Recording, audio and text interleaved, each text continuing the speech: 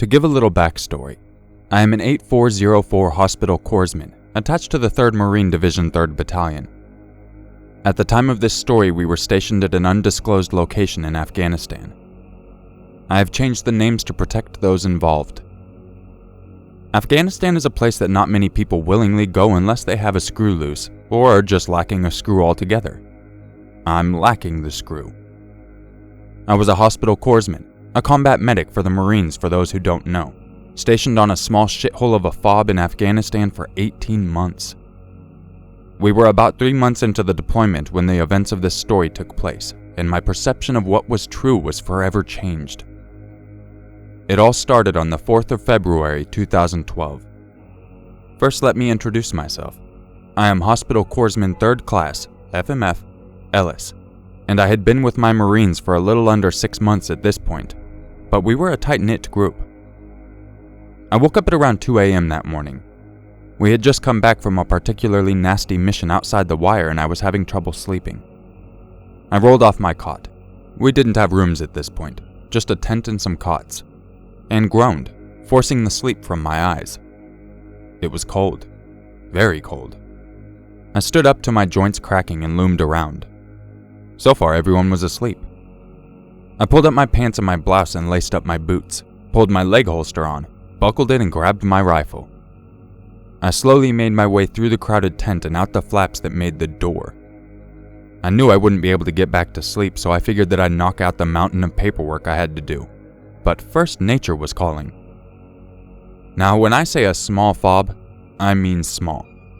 To go from the front gate to the rear chain link would take you no more than 20 minutes on foot, so going to the latrines from the barracks took a whopping 5 minutes, but in negative temperatures it felt like hours. I moved through the FOB as quickly as possible so I could seek the warmth of my office. I had made it to the latrines, did my business, and was moving back through the base when I got the feeling of being watched. It was a feeling I was used to, but this was different. I could feel whoever was watching me boring a hole in my skull. I brushed it off and moved to my office. Fast forward several hours. I had fallen asleep at my desk and was shaken awake by a Marine. I stood up and shook the sleep from my body. I looked at the young devil dog that woke me, Private Anderson. He was essentially my babysitter. "Hey, Devil, what can I do you for?" I asked him. He sighed. "Just figured I'd let you get some chow. We have a mission to do later. It's 0800 right now. Mission starts at 1500. What do you say?" He asks me. I smile slightly. "Yeah, sure," I say, and walk out of the building my office is in. It was warming up and I peeled the heavy Gore-Tex off and tossed it on my desk. We made it to the chow hall and Anderson grabbed my arm. "Hey, do you feel that?" he asked. I knew what he was talking about. The hair on my arms and neck were standing up. I felt it. We were being watched. "Yeah, let's go." I ushered him into the chow hall. The 4th of February, 2012, 1500 hours. We all stood outside our convoy, our gunny giving us our briefing. Unfortunately, I can't talk about the OPSEC and all. And it happens again. I get that feeling someone is watching. A chill runs down my spine.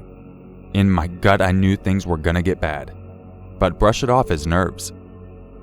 Fast forward an hour and I'm jamming to One by Metallica while riding in one of the mine-resistant vehicles. We are in a canyon. The sun is high in the sky and everything is kosher. That's when time stood still. The next 5 minutes seemed to last an eternity. The IED went off under the truck ahead of us. The noise was deafening and the blast rattled my very core. Our driver jerked the wheel to the right and we went off the road. I was tossed around like a rag doll. That's when I heard it. The tiny sounds of bullets whizzing by us and ricocheting off the armor of our vehicles. My training kicked in. This was not the first and certainly would not be my last firefight. I kicked the door in front of me with all my might and it flew open. I lurched out of the opening and slid to a crouched position, taking cover as rounds whizzed by me. My ears still ringing, I could finally smell it. A mix of burning oil, flesh, and sulfur. I choked back a gag and looked around.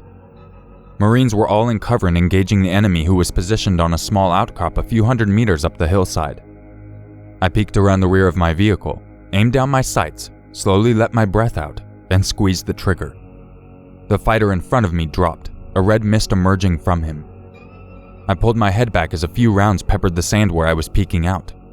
Now the roar of the 50 cal was echoing. The fighting went on for about 20 minutes until it died down and eventually stopped. We had sustained 4 casualties, 2 KIA, the drivers of the truck in front of us, and 2 bullet wounds that had already been sent away on an evac. I checked ammunition and moved to the group of Marines that were formed listening to what Gunny had to say in regards to what we were going to do now. One vehicle was destroyed and the one I was in was busted up and unmovable. The hairs on the back of my neck stood up again. I felt it. Someone was watching again. I glanced around checking my peripherals. All was well from what I could tell. I felt it before I heard it. It felt like someone jammed a red-hot fire poker in my left forearm and right thigh. Time stopped. I felt my leg give way to my body weight and I fell to the sand. Then the pain. It hurt. Oh, it hurt. I tried to move my hand and could not. The next wave of pain hit me, causing me to yell out. Marines were firing in the area where the shots came from, and now I'm being dragged to a nearby rock. As I'm being dragged, I look down. My left arm from elbow down is crimson and my right leg is spurting blood. The thought, "I'm going to die here," flashed in my mind as a Marine started turning a tourniquet on my leg. Another wave of pain, another scream. Lots of voices around me now, people applying pressure, quick clot being applied. Then black. I came to 2 days later in a white hospital room to the sound of monitors beeping. I looked around, sat up, spun around and attempted to stand. My right leg gave and I caught myself on my bed railing. I had been shot multiple times, once in the left forearm, once in the right thigh, nicking the femoral artery, which resulted in 3 blood transfusions because of blood loss. I was in Landstuhl, Germany. I got a Purple Heart for that, and 6 months of physical therapy. That was my last deployment. I was separated 6 weeks out of physical therapy.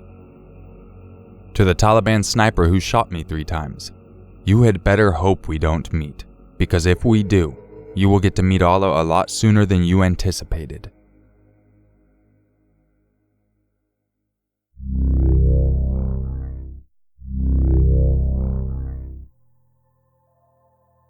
I am telling this story on behalf of my best friend Tom, who I've known since childhood and who I consider a brother. He served with the Army for several years as an infantryman with the 1st Battalion 75th Ranger Regiment. After he returned home from his combat tour in Afghanistan, he had more than a few stories to tell. However, I'm immensely sad to say that we lost Tom in a car accident recently. I know sharing a story like this is a strange way to honor someone's memory. However, there is one story from his time in Afghanistan that I always felt merited a submission. Tom would agree. He also visited Let's Not Meet occasionally, but never quite found the time to sit down and write about his experiences. There are many stories that will forever remain between me and him, but I know this one he always wanted to share. With that in mind, I'll do my best to pass it along. I want it noted that the details are somewhat hazy. It has been some time since his last recalling, in addition to the obvious OPSEC concerns. In 2013, Tom's unit was deployed to Afghanistan's Kandahar province. He was a private first class at the time and had been in the Army for a year by the beginning of his tour, with the last several months of that assigned to the 1st Ranger Battalion. He'd gone through immensely difficult training, up to and including jumping out of several perfectly good airplanes, to get where he was now, and as such was eager to finally do his job. He ultimately participated in 19 combat missions during his 4 months in country, all of them night raids aimed at capturing high-value targets, local Taliban cell commanders or other persons of interest. You see, the Rangers and other special operation forces specialize in nighttime operations. They train at night and operate frequently under the cover of darkness. The Taliban lacked widespread night vision optics, whereas each individual Ranger was equipped with some of the finest nods money could buy, and the accessories to complement them. With that advantage on top of their large numbers and superior training, it was hard for them not to feel like they owned the night when they went out on target. However, this wasn't always the case. one night Tom's platoon was tapped for yet another HVT raid. After the typical briefing and preparation process, the 30 or so guys boarded the Chinooks and proceeded to the target location, disembarking under the cover of darkness to secure the area. Tom was a member of a 2-man machine gun team. His leader, Corporal Kyle, manned the 240 Lima machine gun. As his assistant gunner, it was Tom's responsibility to carry spare linked ammunition belts, call out fire adjustments, and act as a bodyguard to the corporal and his weapon should the enemy attempt to flank them.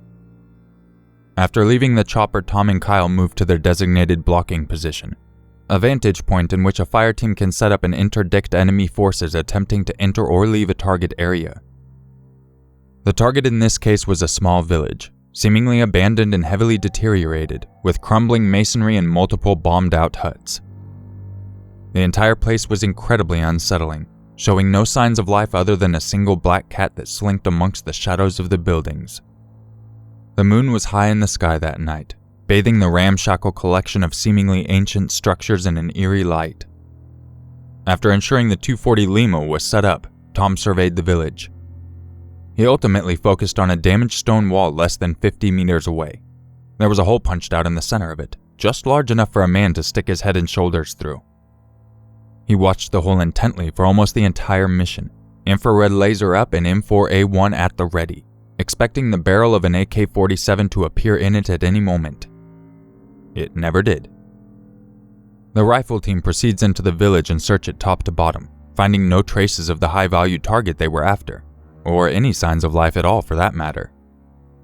Kyle and Tom relocated to link up with several members of a rifle squad in a large ditch over 100 meters away from the target site. They continued to watch the perimeter as discussions were being held about how to proceed. That's when all hell broke loose. One of the platoon's senior sergeants came running over, yelling at Tom and the other rangers to get out of the ditch. The comms net exploded with orders to fall back to the LZ for immediate exfiltration. Tom and Kyle were beyond confused. Had EOD picked up something? Maybe they were all standing atop a buried IED belt, something far from unheard of. The Chinooks double-timed it back to their location and landed, allowing all of the rangers to board. After a final head count to ensure no one had been left behind, the helicopters lifted off and returned to the airfield. The mission had lasted less than an hour, seemingly ending as soon as it had begun, all without a single shot being fired and no contact with the Taliban. Or so Tom thought. After returning to base, the platoon was debriefed, and the reason for the sudden scrub of the mission became very clear. Shortly after Tom and Kyle had posted up in the ditch, signals collection specialists attached to the Rangers had picked up enemy radio chatter in the vicinity of the assault force. Very clearly and calmly, the Taliban had spoken. There are 6 men in the ditch. 2 of them are manning a machine gun on the leftmost edge. They are facing the northwest. You can flank them if you follow the berm. They proceeded to list a magnitude of details about the assault force and their positions. They were stalking the Rangers, hunting the hunters. Based on the chatter, it was clear that an unknown number of insurgents were setting up a potential deadly ambush. Other than the intercepted broadcast, the Rangers had been completely unaware of their presence. None of the men on the ground had seen any indication of enemy activity. The trained canines hadn't picked up any sense. The drones and Overwatch aircraft circling the area didn't see a damn thing, even with FLIR, thermal vision. Yet the Taliban were listing numerous meticulous details about the Rangers as if they were standing right next to them in the darkness. It was a humbling experience for the entire platoon. For Tom, that mission always sent a shiver up his spine to think about, even though later ops during the same deployment involved full-scale firefights and ambushes.